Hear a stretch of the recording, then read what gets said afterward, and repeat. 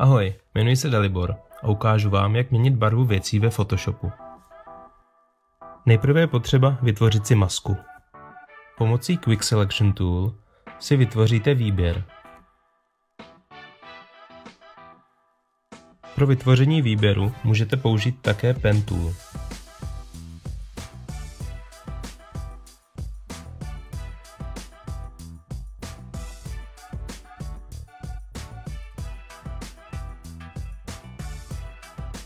Jakmile máte výběr hotový, stačí kliknout na Hue and Saturation, následně na Colorize a pak už jen vyberete barvu, která se vám líbí.